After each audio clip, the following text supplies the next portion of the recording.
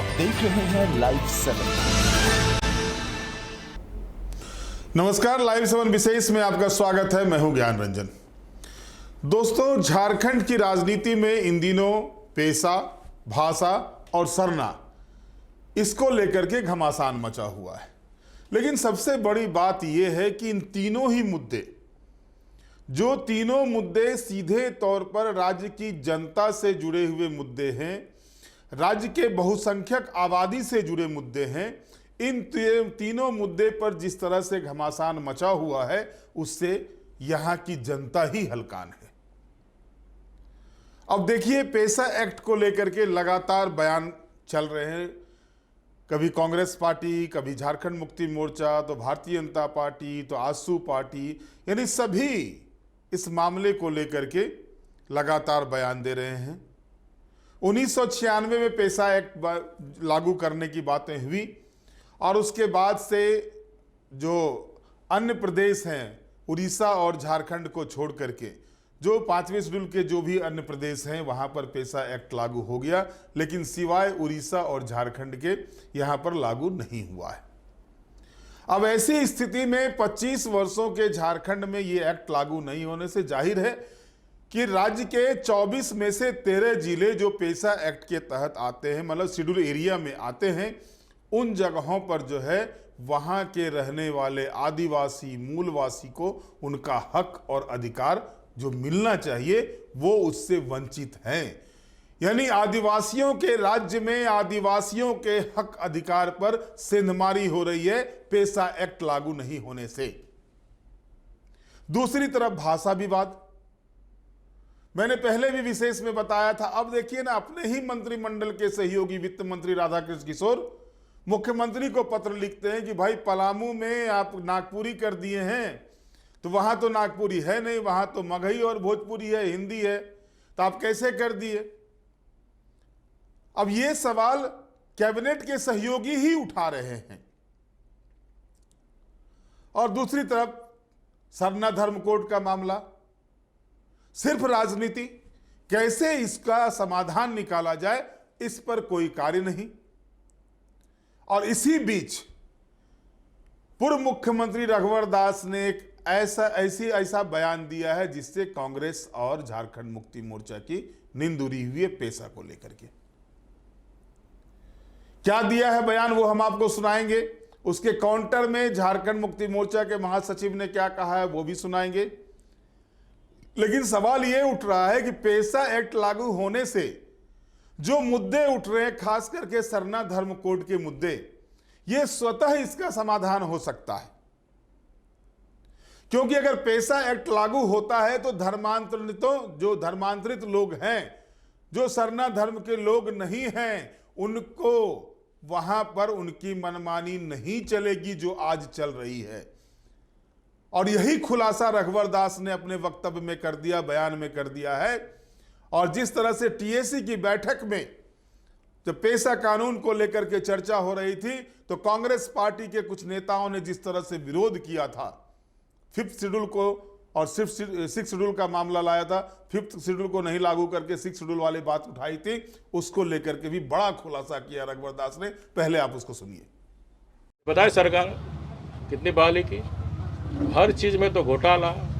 कि सरकार की एक ही उपलब्धि है, पार्ट 1 पार्ट 2 घोटाला घोटाला घोटाला। ये अबुआ राज में ये बबुआ मुख्यमंत्री रहते हुए इसके साथ हमारा आदिवासी के साथ घोर अन्याय होगा। बीजेपी के कार्यकर्ता थाना पुलिस से डरने वाला नहीं है। जनता की मांग के लिए अगर हमें जेल भी जाना पड़े तो हम जाएंगे। इस राज्य में मैं कह सकता हूं कि सरकार नाम का चीज नहीं, मंत्री से लेकर अधिकारी बेलगाम हो गए।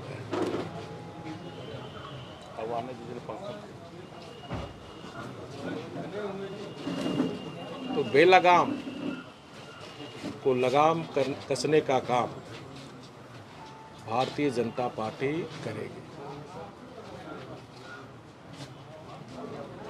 ये झारखंड राज्य किसी पार्टी की सरकार की झारखंड नहीं है, ये झारखंड हमारा 3.25 करोड़ जनता है। जो काम सरकार को करनी चाहिए, आपको पता होगा जब हमारी सरकार थी तो हमने 329 एम्बुलेंस 108, ताकि ग्रामीण क्षेत्र में भी अगर कोई पेशेंट बीमार होता है तो उसको हॉस्पिटल तक लाने की। आज क्या स्थिति है? जर्जर स्थिति में जो ड्राइवर है उसको पेमेंट नहीं मिल रहा है। तो सरकार को इस तरफ ध्यान देनी चाहिए। ये सरकार के कोई मंशा नहीं है नौकरी देना। अब पलामू गढ़वा में वहाँ नागपुरी तो आप पढ़ाई शुरू नहीं कर रहे हैं। आप नागपुरी पढ़ाई शुरू करते तब उस भाषा को रखते तो माना जाता है जायज़ है आपका। तो टेट ने जो भाषा निर्धारित करके सरकार को भेजा, उसको टेट को पुनरीक्षण करना चाहिए। जहाँ जिस भाषा का पढ़ाई है वहाँ भाषा लागू करो। आप वहाँ पलामू गढ़वा में हिंदी हो, भोजपुरी हो, मगही हो, आप वहाँ लागू करो। नागपुरी लागू करना चाहते लागू करो, आपत्ति नहीं है, लेकिन पहले पढ़ाई तो शुरू करो। आप किसकी मनसा ही नहीं है नौकरी देना, कुछ न कुछ ऐसा तकनीक घुसा देता है ताकि मामला court, high court, supreme court में फंस जाए, हमको नौकरी देना। झारखंड जनता पूछ रहा, 5 साल मैं भी शासन किया, 1 लाख से ज़्यादा मैंने सरकारी नौकरी दी, 32,000 टीचर बहाली की, 2600 दरोगा ऐसी हजारीबाग में मैंने आया था, याद है? 26 साल और बिना पैसा, बिना पैरवी का, गरीब घर का दरोगा। वन रक्षी बहाली हुआ 4000 करीब, रेडियो ऑपरेटर, बहुत सिपाही की बहाली हुई। ये बताए सरकार कितनी बहाली की? हर चीज़ में तो घोटाला। कि सरकार की एक ही उपलब्धि है, पार्ट 1 पार्ट 2 का घोटाला घोटाला घोटाला। शराब घोटाला देख ही रहे हैं आप लोग, जमीन घोटाला देख ही रहे हैं, जांच हो रहा है। पानी तक में, पेयजल में, चापाकल में भी घोटाला हो रहा है ना। कोई ऐसा विभाग नहीं है जहां घोटाला। तो एक सरकार का एक ही सूत्री है, भ्रष्टाचार करो और घोटाला करो। जनता त्रस्त है इस सरकार से। और बड़ा बड़ा होर्डिंग, विज्ञापन, पैसा बढ़ना चाहिए चापाकल लगाने में, तो पैसा बढ़ा रहा बजट में कहाँ? PRDA में, जहाँ 100 करोड़ का बजट था इस बार कर दिया ताकि आप लोग को विज्ञापन मिले, बड़ा बड़ा होर्डिंग लगे, अगर आप लोग छापते रहो। यही हो रहा झारखंड, जिसका मुख्यमंत्री आदिवासी है और अबुआ राज की बात करता है। भगवान बिरसा मुंडा ही ने तो अबुआ राज, स्वशासन की बात की। तो आदिवासी मुख्यमंत्री रहते हुए पेशा कानून क्यों नहीं लागू? किसके दबाव में पेशा कानून? क्योंकि उस पेशा कानून लागू होने से दूसरे धर्म के लोग उस ग्राम प्रधान, ग्राम सभा में नहीं आ सकते। इस बात को अच्छी तरह समझिए। और वैसे लोग ये पेशा कानून को लागू नहीं करने के कारण हमारा जनजाति समाज में कन्फ्यूजन कर रहा है। वो कांग्रेस पार्टी में 2 मंत्री है, कैबिनेट में क्यों नहीं मुद्दा उठता है कि जब सारी प्रक्रिया पूरी होगी तो कैबिनेट से क्यों नहीं बात रखता है? पब्लिक को गुमराह करने के लिए प्रभारी मंत्री बैठ के फिर पब्लिक को गुमराह करने का। तो झारखंड की जनता, गरीब जरूर अब गुमराह होने वाले नहीं है। सरकार में आप है ना, 2 मंत्री है आपका। TSC के बैठक में कौन मंत्री विरोध किया कि यहाँ 5वीं अनुसूची नहीं लागू होना चाहिए? कांग्रेस के मंत्री ने विरोध किया TSC के बैठक में। वो चाहता है 6ठी अनुसूची हो, ऑटोनोमस बॉडी बने ताकि चुनाव हो, ताकि दूसरे धर्म के लोग आए, रूढ़िवादी व्यवस्था हटे। तो कांग्रेस को जवाब दे, अगर पेशा कानून लागू करना चाहता तो सरकार को अल्टीमेट दे। दोहरा चरित्र झारखंड की जनता देख रही है। अगर हिम्मत है कांग्रेस पार्टी को, पेशा कानून लागू कराना चाहती है तो सरकार से अल्टीमेट दो कि एक जब सारा प्रक्रिया पूरा हो गया कैबिनेट में लाए। कैबिनेट में इनका कांग्रेस का मंत्री क्यों नहीं उठाता है बात कि सारा प्रक्रिया हो गया, सरकार का ही विधि विभाग है। जब उसने सहमति दे दिया है कि ये पेशा कानून का जो प्रारूप है वो हाई कोर्ट, सुप्रीम कोर्ट के अनुकूल बना नहीं होता है, सरकार समर्थन वापस ले। सत्ता सुख विभोगो, इधर पब्लिक को भी गुमराह करो, चित अब भी मेरा, पट भी मेरा। झारखंड की जनता इतना मूर्ख है। देखिए, जो भी बातें अखबारों में, मीडिया में आई है, सरकार के संज्ञान में भी है, माननीय मुख्यमंत्री के संज्ञान में भी है। इसलिए इस पर मेरे समझ से जब विभाग के तरफ से ये सारी बातें जब आ जाएगी, आपने शुरू में ही एक शब्द कहा, भाषा विवाद, तो इसका मतलब क्या है?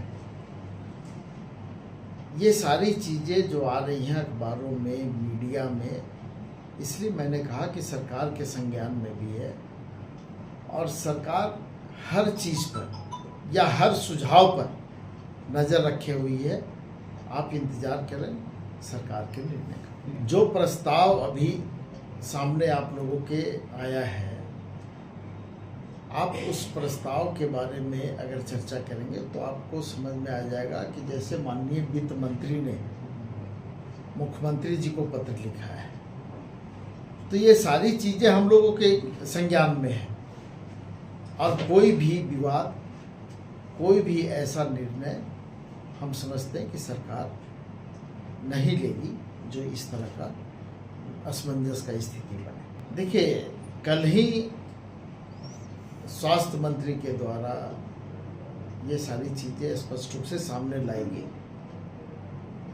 और जब विधानसभा से कोई विधेयक पारित करके और स्वीकृति के लिए जब भेजा जाता है केंद्र के पास,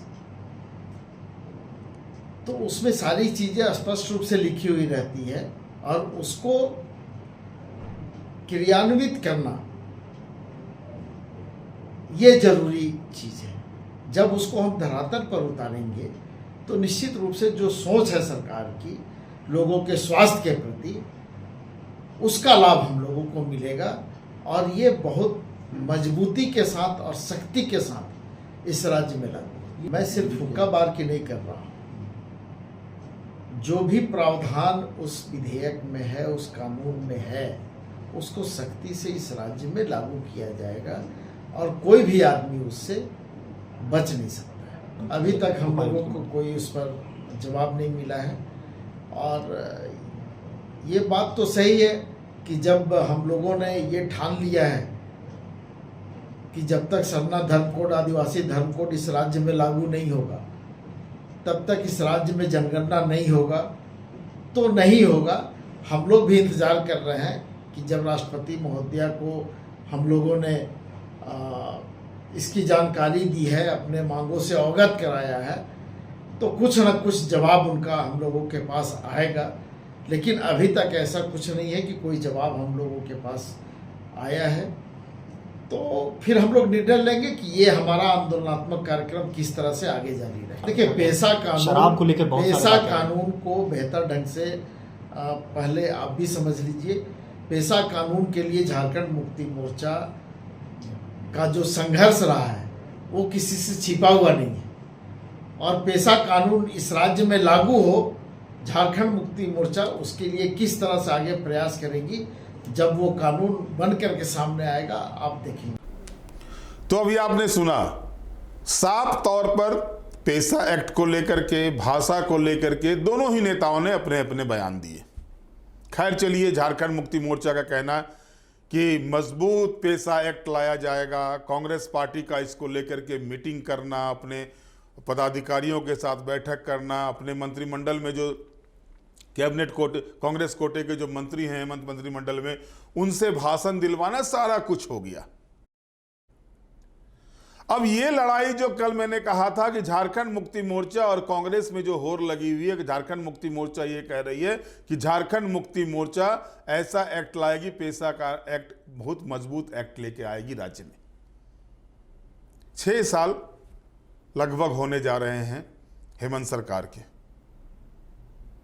5 महीने हैं चंपाई सोरेन के, छोड़ दें।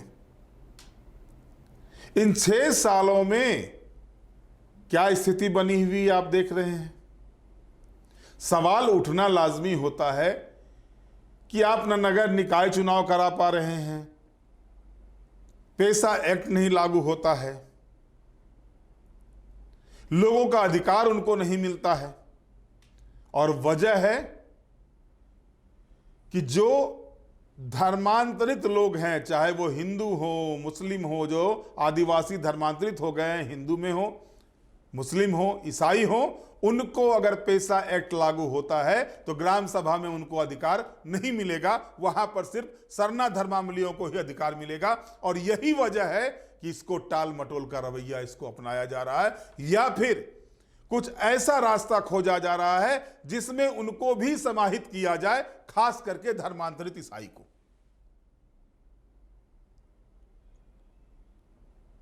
और ये जो चालें चल रही है, ये जो चीजें हो रही है, उससे नुकसान किसको हो रहा है? सीधे तौर पर नुकसान उससे यहां के जो जल जंगल जमीन के रखवाले हैं, हमारे आदिवासी समुदाय, सरना धर्मावलंबी जो हैं, उनको नुकसान हो रहा है। सवाल यह भी झारखंड मुक्ति मोर्चा ने उठाया था कि रघुवर दास बड़े बड़े बयान दे रहे हैं, जब वो मुख्यमंत्री थे तो उन्होंने लागू क्यों नहीं किया? बिल्कुल जायज सवाल है। आज अगर रघुवर दास जी सवाल उठा रहे हैं तो उनको इसका भी जवाब देना चाहिए कि 5 साल वो बहुमत की सरकार चलाए, उस समय लागू क्यों नहीं हुआ? यह सवाल सिर्फ रघुवर दास से ही नहीं है, यह सवाल गुरुजी से भी है, यह सवाल मधु कोड़ा से भी है, यह सवाल बाबूलाल मरांडी से भी है, और यह सवाल अर्जुन मुंडा से भी है कि जब उनकी सरकार थी तब क्यों नहीं लागू हुआ? क्या प्रॉब्लम थे, क्या समस्याएं थी?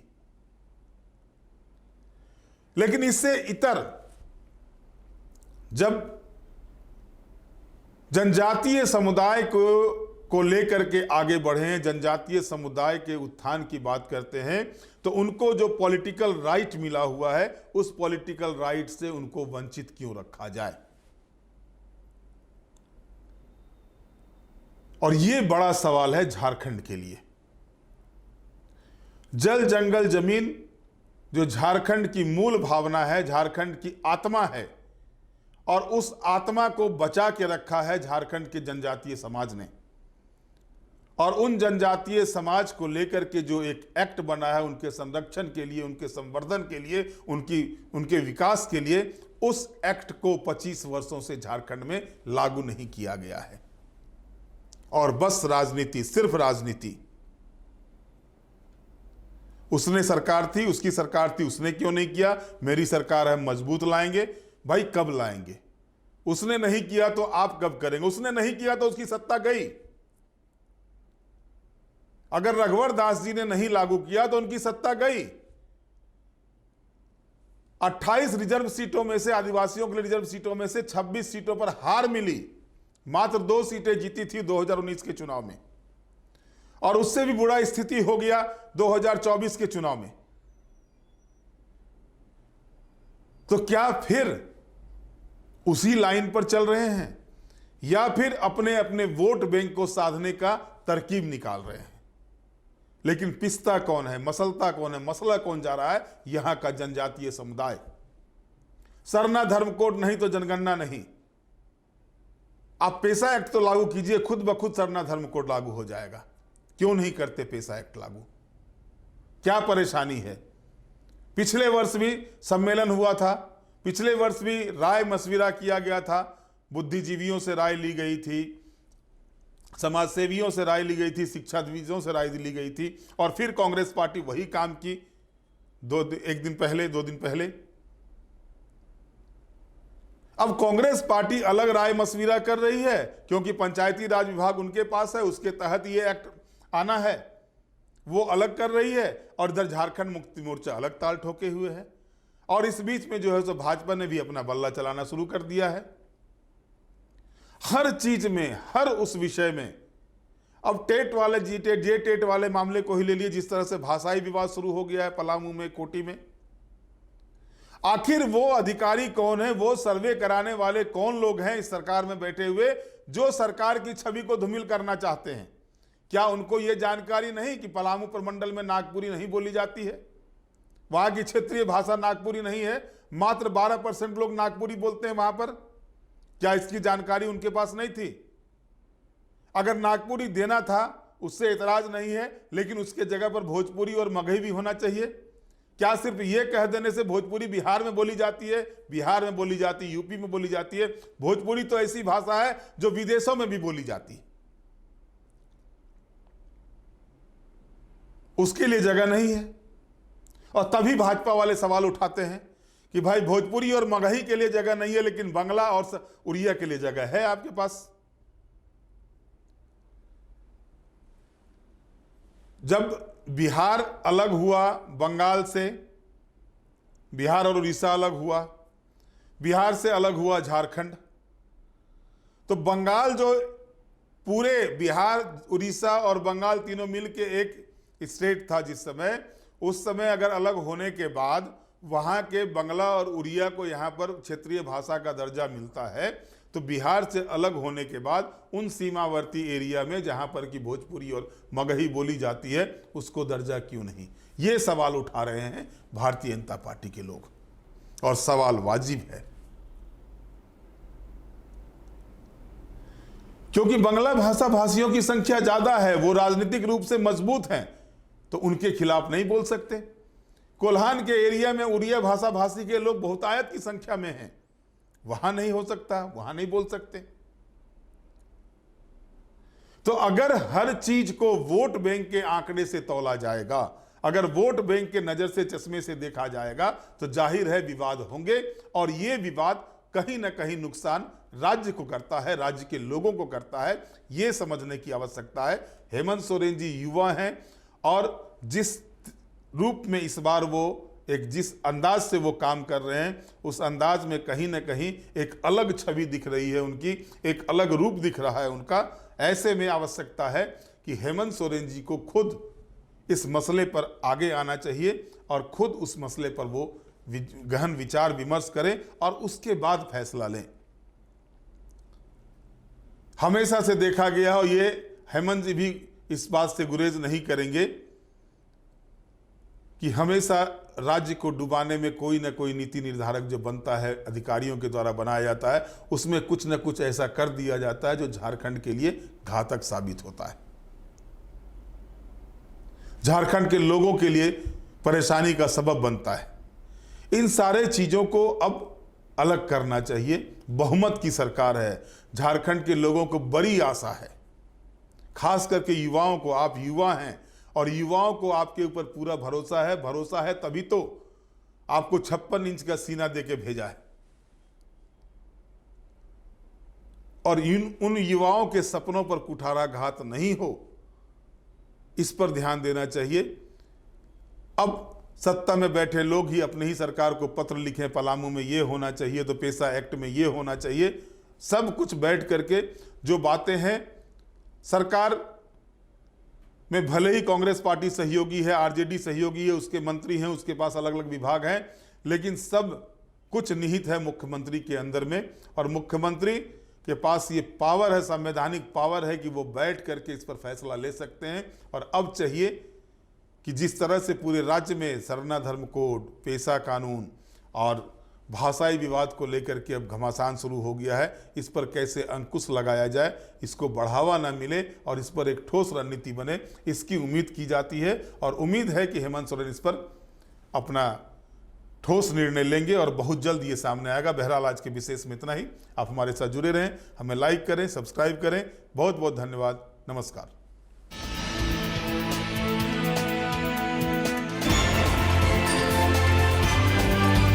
आप देख रहे हैं लाइव 7।